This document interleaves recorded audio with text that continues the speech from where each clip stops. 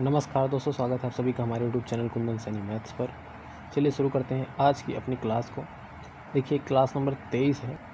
मैंने 1 से लेकर 22 तक कंप्लीट PYQ कराया है टेक्नीशियन ग्रेड 3 में आए हुए मैथ्स के क्वेश्चन का। आज 23 नंबर क्लास है जो कि अंतिम क्लास है टेक्नीशियन की 2026 में आए हुए क्वेश्चन की। ठीक है, इसके बाद मैं या तो NTPC के कराऊँगा या फिर हो सकता है ग्रुप डी के या फिर हो सकता है टेक्नीशियन 2024 में आए हुए क्वेश्चन को मैं यहाँ पर करवाऊँगा।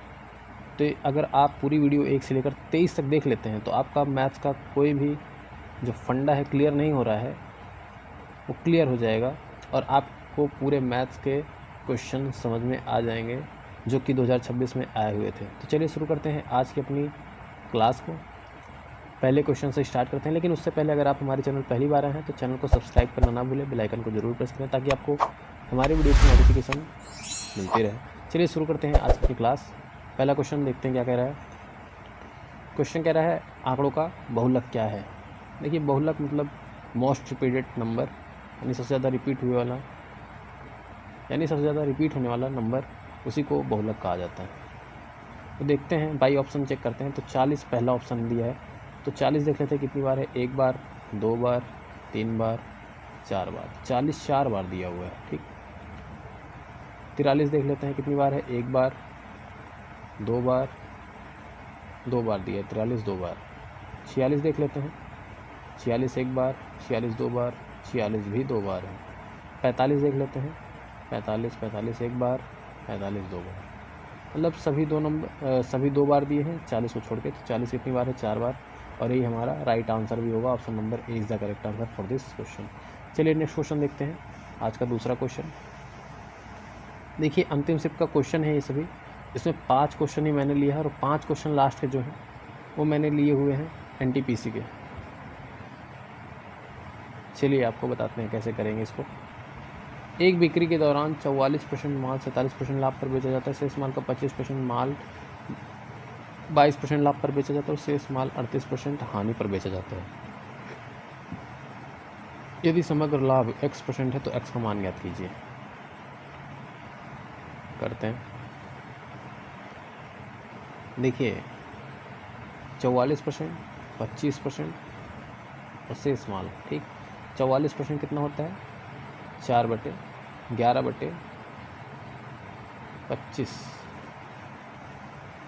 ये होता है 44%। 25% कितना होता है, 1/4। तो हम मान लेते हैं कि जो टोटल सामान है 25 4 इन दोनों का मल्टीप्लाई, यानी 100 टोटल सामान थे और 100 रुपये में थे। ठीक। अब इसी से सॉल्व करते हैं क्वेश्चन को। देखिए कह रहा है 100 में से 44% माल, यानी 44 माल 47% लाभ पर बेचा जाता है, यानी 44% 44 माल हो गए। ये 44 रुपये में आए होंगे, लेकिन कह रहा है 47% लाभ पर बेचा जाता है। तो 44 का 47% कर दीजिए, कितना हो जाएगा। 44 का 47%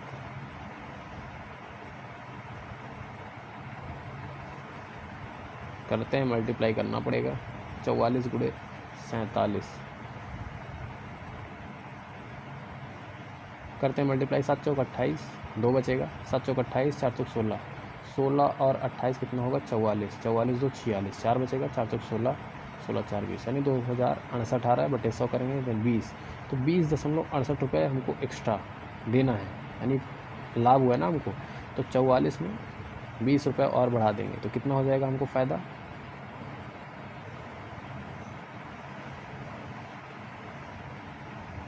यानी 44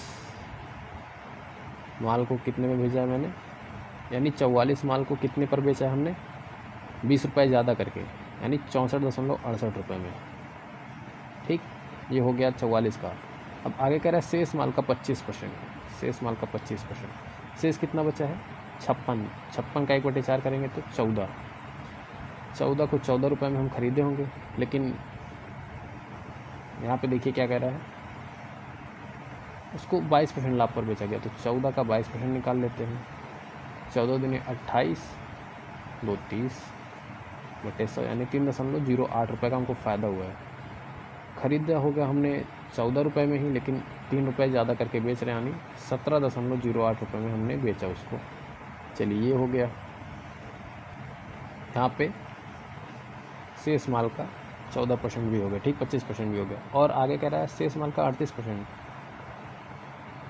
और शेष माल 38% हानि पर बेचेगा। शेष माल कितना बचा? यहाँ पे हो गया 58, 2 60 40 100, यानी 42 अभी भी बाकी है। तो इसको 38% हानि पर, 42 में ख़रीदा है लेकिन 38% हानि पर बेचा है, तो इसको 38% निकाल लेंगे। इसको कैसे निकालेंगे? देखिए 40 का स्क्वायर माइनस 2 का स्क्वायर, 1600 में से 4 गया तो 1596, यानी 15.96 रुपये का हमको हानि हुआ है। 1596 का हानि हुआ है। तो 1596 का हानि का मतलब, इसको इरेज कर देते हैं थोड़ा सा, इसमें से 15.96 माइनस कर देंगे। 16 करेंगे अगर माइनस तो कितना आ जाएगा? 26, उसी में 0.4 और ऐड कर देंगे। तो ये टोटल हमने इतने रुपए में बेचा है माल को। ख़रीदा कितने में था? 100 रुपये में। बेच रहा हूँ इतने में। देख लेते हैं कितना आ रहा है ये टोटल। 8 8 16 4 20 हासिल 2, 8, ये देखें 7 4 11 6 17 हासिल 1, 6 1 7 1 8 2 10, 107.8 में 100 रुपये में ख़रीदा था, 107.8 में बेच रहा हूँ। कहीं ना कहीं हमको प्रॉफिट हो रहा है। तो समग्र लाभ पूछ रहा है, x% है तो x का मान ज्ञात कीजिए। देखिए यहाँ पे प्रॉफिट हो रहा है, कितने का प्रॉफिट हो रहा है? 100 में से 107 में अगर हम बेच रहे हैं तो 7.8 का प्रॉफिट हो रहा है। 100 के रिस्पेक्ट में मल्टीप्लाई 100, यानी कि प्रॉफिट परसेंटेज कितना हो जाएगा? 7.8%। यही हमारा आंसर हो जाएगा। तो option number B is the correct answer. Question अच्छा है, कैलकुलेशन है थोड़ी सी। तो चलिए बढ़ते हैं अगले क्वेश्चन की तरफ। आज का तीसरा क्वेश्चन, किसी समलंब की समांतर भुजाओं की लंबाई 17 सेंटीमीटर 29 सेंटीमीटर है तथा उनके बीच की दूरी 15 सेंटीमीटर है, तो समलंब का क्षेत्रफल कितना होगा? समलंब होता क्या है? समलंब चतुर्भुज ऐसे होते हैं, ऐसे ऐसे, यानी कि ये दोनों आपस में क्या है? समांतर है, और ये दोनों समांतर नहीं है। कह रहा समांतर भुजाओं की लंबाई 17 और 29 है। ये वाली 17 है और ये वाली 29 है। उनके बीच की दूरी 15 सेंटीमीटर, और उनके बीच की दूरी यानी लंबवत दूरी की बात कर रहा है, तो 15 सेंटीमीटर है। क्षेत्रफल क्या होता है? 1/2 समांतर भुजाओं का योग इंटू उनके बीच की दूरी। समांतर भुजाओं का योग कितना हो जाएगा? 9 7 16 यानी 46, इंटू उनके बीच की लंबवत दूरी कितना है? 15, और यही होता है समलंब का एरिया। कितना हो जाएगा? 23 से कट कर देंगे। 15 दूनी 30, 15 3 45, 345 centimetre square. Option number B is the correct answer. Next question देखते हैं क्या कह रहा है। नेक्स्ट क्वेश्चन, किसी लैपटॉप की कीमत में पहले मास में 20% की वृद्धि हुई, दूसरे मास में 10% कमी हुई, तीसरे मास में फिर से 15% की वृद्धि हो गई। यदि लैपटॉप की मूल कीमत 1,20,000 थी तो इन 3 परिवर्तनों के बाद अंतिम कीमत ज्ञात कीजिए।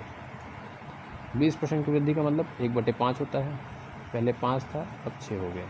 10% कमी मतलब 1/10, 10 में से 1 चला जाएगा, यानी अब 9 हो गया। फिर कह रहा है 15% की वृद्धि। 15% होता है 3/20, यानी 20 था, 3 बढ़ गया, 23 हो गया। बस अब इन्हीं तीनों को सॉल्व कर लीजिए। कुछ कट पिट हो रहा हो तो कट पिट कर दीजिए। जैसे 3 दूनी 6, 5 दूनी 10, 5 5 25, 25 दूनी 50, यानी ये आ गया 500। ये कितना आ गया? 9 3 27 गुणे 23, कितना हो जाएगा? 27 गुणे 23, 23 7 161, 16, 23 दूनी 46, 16 62। क्या कह रहा है? लैपटॉप की मूल कीमत इतनी थी, 3 परिवर्तनों के बाद अंतिम कीमत ज्ञात कीजिए। ये है मूल कीमत, ये अंतिम कीमत। इसकी वैल्यू कर देंगे 1,20,000 के बराबर। कितना आ जाएगा? 5 दूनी 10, 5 24, यानी 1 रेशो की वैल्यू हो गई 240। इसका मल्टीप्लाई इसमें कर देंगे। तो 621 गुणित 24 करेंगे तो कितना आ जाएगा, 24 सेकंड में 24, 2, 24 दूनी 48, 2 50, 5, 24 छक्का 144, 5 149, और यहाँ पे एक जीरो था तो एक जीरो और, तो 1,49,040। Option number is the correct answer. चलिए अगले क्वेश्चन की तरफ बढ़ते हैं। ये है अंतिम क्वेश्चन टेक्नीशियन में 2026 में जो आया था। एक कक्षा में 36 लड़के 24 लड़कियां हैं, लड़कियों की संख्या में कितने प्रतिशत की वृद्धि की जाए कि लड़कियों की संख्या के बराबर हो जाए। Boys and girls, 36 boy 24 girls, कितने की वृद्धि की जाए किसमें, लड़कियों की संख्या में। तो लड़कियों में कितने की वृद्धि की जाए, 12 की वृद्धि की जाए, 12 की वृद्धि की जाए। किसके रिस्पेक्ट में, लड़कियां पहले हैं 24 इंटू 100, कितना आ गया 50%। और ये हमसे पूछा था तो option number B is the correct answer. अगर पूछता लड़कियों की संख्या कितने प्रतिशत, नहीं पूछता यहाँ पूछता लड़कियों की संख्या लड़कों की तुलना में कितने प्रतिशत वृद्धि की जाए, तब यहाँ पे 12/36 लिखते तो यानी आता 33.33। ठीक, आज का टेक्नीशियन का क्वेश्चन 3 में जो PYQ करा रहा हूँ मैं 2026 के, तो यहाँ पे कंप्लीट होता है। तो अभी मैं 5 क्वेश्चन ले रहा हूँ, ये जो 5 क्वेश्चन है ये मैं ले रहा हूँ किसके, NTPC के। चलिए इसको सॉल्व करते हैं। यदि 3x + 2y = 10, 2xy = 3, तो 3x - 2y का धनात्मक मान ज्ञात कीजिए। कैसे करेंगे, देखिए 3x - 2y = 10 है, प्लस 2y = 10 है, तो माइनस का कैसे निकालेंगे, तो 3x - 2y का होल स्क्वायर = क्या लिख सकते हैं, 3x + 2y का होल स्क्वायर, तो माइनस 4xy का मतलब 3 दूनी 6xy, ऐसा लिख सकते हैं। अगर हमको सिर्फ इसकी वैल्यू चाहिए, स्क्वायर हटा देंगे फिर, तो 3x - 2y = क्या हो जाएगा, under root of this 3x + 2y का होल स्क्वायर माइनस 4 6xy, बस सबकी वैल्यू पुट कर दीजिए। 3x + 2y कितना है, 10, 10 का स्क्वायर कितना हो जाएगा 100, माइनस यहाँ देखिए 2xy की वैल्यू 3 है, तो यहाँ 6 चौका 24 है, तो 12 से मल्टीप्लाई कर देंगे तो 12 3 36 हो जाएगा। ये कितना कितना आ जाएगा 64, अंडर रूट में 64 है यानी कि ±8 आएगा। हमको धनात्मक मान लेना है तो आंसर आ जाएगा 8। Option number D is the correct answer. चलिए अगला क्वेश्चन देखते हैं।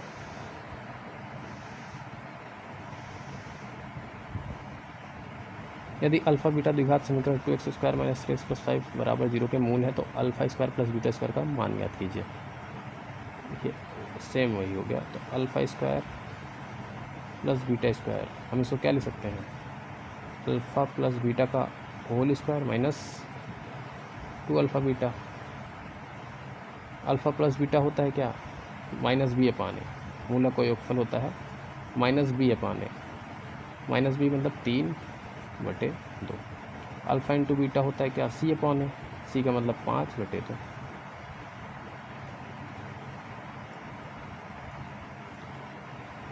इन दोनों वैल्यू को पुट कर दीजिए इसी में, तो अल्फ़ा + बीटा 3/2 यानी 9/4, माइनस अल्फ़ा बीटा 5/2, 2 से 2 कैंसिल, 5 आ जाएगा, 20 में से 9 गया 11, minus 11/4। Option number A is the correct answer. तो चलिए अगले क्वेश्चन की तरफ बढ़ते हैं, देखते हैं क्या क्वेश्चन है। क्वेश्चन कह रहा है निम्नलिखित आंकड़ों से माध्यिका की गणना कीजिए। देखिए क्वेश्चन काफ़ी ज़्यादा अच्छा है, NTPC का क्वेश्चन है इसीलिए स्टार मार्क कर लीजिए। कैसे निकालेंगे, इसके निकालने के लिए सबसे पहले आपको क्या पता होना चाहिए कि माध्यिका निकालते कैसे हैं। ये बंटन वाला क्वेश्चन है, इसमें वर्ग अंतराल दिया रहता है। ठीक, तो इंटरवल क्या क्या दिया है, 0 से 10, 10 से 30, 30 से 60, 60 से 80 और 80 से 90। ये दिया है वर्ग अंतराल, और बगल में क्या दिया है फ्रिक्वेंसी, कितना कितना, ये 9, ये 19, इसका 34, ये 12, ये 6। कैसे निकालते हैं माध्यिका? इसके लिए सबसे पहले आपको यहाँ पे CF निकालना रहता है। CF मतलब कम्युलेटिव फ्रिक्वेंसी, संचयी बारंबारता। मतलब 9 को 9 लिख देंगे, फिर इसमें 19 जोड़ के लिखेंगे, कितना हो जाएगा 28, इसमें 34 जोड़ेंगे, कितना हो जाएगा 8 4 12 यानी 62, इसमें 12 जोड़ देंगे 74, 74 में 6 जोड़ देंगे तो 80। ये क्या आ गया, n की वैल्यू आ गई 80। तो n/2 निकाल लेंगे, क्योंकि माध्यिका निकालने के लिए हमेशा हाफ ही करते हैं, तो यानी कितना हो जाएगा 40। ठीक, यहाँ तक आपको समझ में आ गया। इसके लिए फार्मूला, सबसे पहले देखिए फार्मूला क्या होता है। फार्मूला अगर नहीं पता है तो आप ये सब जानते हुए भी नहीं कर पाएंगे। मीडियन निकालने के लिए फार्मूला होता है वर्ग अंतराल के लिए L1 plus n/2 minus C upon में F इंटू H। क्या होता है L1 यानी लोअर लिमिट, ये बताते हैं। n/2 तो अभी आपने जान लिया, ये n है तो n/2। C कम्युलेटिव फ्रिक्वेंसी यानी इसके ऊपर की फ्रिक्वेंसी, जो फ्रिक्वेंसी मेन आती है उसके ऊपर की फ्रिक्वेंसी कहते हैं कम्युलेटिव, अपॉन F यानी main frequency into height. Height means होता है वर्ग अंतराल का डिफरेंस। देखिए क्या क्या मैंने बताया अभी। L1 क्या कहेंगे, इसमें देखिए आया है 40, तो 40 किस जगह पे यहाँ पे आएगा, यहाँ पे आएगा बीच में, तो उसके बाद वाला नंबर लिया जाता है। तो यानी ये हो गया उसका फ्रिक्वेंसी, ये हो गया उसका L1 और ये हो गया इसका L2। ये क्या हो जाएगा C, उसके जस्ट ऊपर वाला। बस अब यही आपको रखना है। हाइट क्या होता है, इन दोनों का डिफरेंस, 60 में से 30 चला जाएगा। चलिए रख के देखते हैं क्या आता है। L1 कितना है, L1 है 30 प्लस n/2 कितना है 40 माइनस C कितना है, C है 28 अपॉन में F कितना है, फ्रिक्वेंसी है 34 इंटू H कितना है, हाइट 30 है। इसी को सॉल्व कर देते हैं, कितना आ जाएगा 30 प्लस ये आ जाएगा 12, इसको कट कर लेते हैं, ये 17, ये 15, 15 गुणे 12 180, 180 बटे 17, 30 प्लस 17 दाम में 170, 10 बचेगा, 17 पचे 85, 17 छक्का 102, 17 9 153, कितना आ गया 40.59। और ये क्या आ गया, मीडियन, माध्यिका आ गई। तो आंसर देख लेते हैं, option number D is the correct answer for this question. इसके लिए आपको पता क्या होना चाहिए, ये चीज़, ये बहुत ज़्यादा ज़रूरी है इसके लिए। अगर ये नहीं पता है तो आप ये सब जानते हुए भी नहीं कर पाएंगे। चलिए नेक्स्ट क्वेश्चन देखते हैं। एक व्यक्ति ने पहले वस्तु के अंकित मूल्य पर D% की छूट देकर और फिर पहली छूट के बराबर छूट की एक और छूट देकर किसी वस्तु को 234 में बेचा।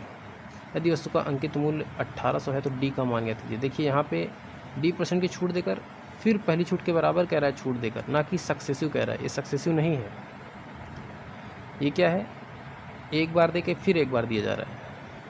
छूट लगातार ना देकर एक बार दिया फिर कह रहा है एक बार और ले लो छूट, उतना ही, मतलब उसको फ़ायदा कम हो, ऐसा है दुकानदार। तो हम कैसे करेंगे इसको, लास्ट में पूछ रहा है डी का मान ज्ञात कीजिए। MP SP, MP कितना है 1800, सेलिंग प्राइस कितना है 234। इसी पे हमको डिस्काउंट पता चल जाएगा, कितने का डिस्काउंट मिल रहा है उसको, परसेंटेज डिस्काउंट निकाल लेते हैं, कितने का परसेंट मिल रहा है। 1800 में से 234 चला जाएगा तो यहाँ बचेगा 66, 1566, कितने पे 1800 पे, मल्टीप्लाई बाई 100, कट कर लेते हैं, कितना आ जाएगा 1566 बटे 18, 18 सत्ते 126, 18 अट्ठे 144, 144, 12 बचेगा, 18 सत्ते 126, यानी डिस्काउंट परसेंटेज कितना आ गया 87%। ये क्या आ गया, जब एक बार देकर फिर दूसरी बार दिया गया, यानी 87% को 2 बार दिया गया है। 43.5%, फिर 43.5% ऐसे छूट दिया गया होगा। तो पूछ रहा है कि डी का मान ज्ञात कीजिए, तो डी % की छूट दी गई थी और डी की वैल्यू 43.5 आएगा। Option number C is the correct answer. आज का अंतिम क्वेश्चन है ये, इसको भी देख लेते हैं। एक आयताकार खेत की चौड़ाई उसकी लंबाई की 2/3 है, उसका क्षेत्रफल 600 मीटर स्क्वायर है। 200 पर मीटर की दर से खेत के चारों बाड़ लगाने पर कितना व्यय आएगा। देखिए चौड़ाई उसकी लंबाई की, तो चौड़ाई ये हो गई, लंबाई ये हो गई, लेंथ एंड विड्थ। इसको 3 मान लेते हैं, इसको 2 मान लेते हैं, रेशियो में है। 3x और 2x मान लेते हैं, रेशियो की कोई मतलब ही नहीं। उसका क्षेत्रफल कितना है 600 मीटर स्क्वायर। तो आयत का क्षेत्रफल होता है लंबाई गुणे चौड़ाई। 3 दूनी 6x स्क्वायर हो जाएगा, तो 6x स्क्वायर की वैल्यू है 600, x square is equal to 100, तो x की वैल्यू 10 इसमें रख देंगे, x की वैल्यू 10, कितना आ जाएगा ये, लंबाई 3, चौड़ाई आ जाएगी 20, लंबाई आ जाएगी 30, चौड़ाई आ जाएगी 20। पूछा क्या है 200 पर मीटर, यहाँ देखिए पर मीटर का है, खेत के चारों बाड़ लगाने का। तो आयत ऐसे होता है, तो इधर इधर इधर इधर सब और बाड़ लग रहा है, तो यानी आयत का परिमाप पहले निकाल लेते हैं। तो आयत का परिमाप होता क्या है, लंबाई धन चौड़ाई इंटू 2, 30 20 50, 50 दूनी 100, 100 मीटर तो हो गया उसका परिमाप। कह रहा है 200 रुपये पर मीटर, तो खर्चा कितना आ जाएगा, खर्चा इज इक्वल टू 100 गुणे 200, यानी 20,000 रुपये खर्चा आ जाएगा। Option number B is the correct answer for this question. तो आज का क्वेश्चन यही कंप्लीट होता है। आई होप आपको वीडियो अच्छी लगी हो। मिलते हैं आपसे कल नेक्स्ट वीडियो में, तब तक के लिए जय हिंद।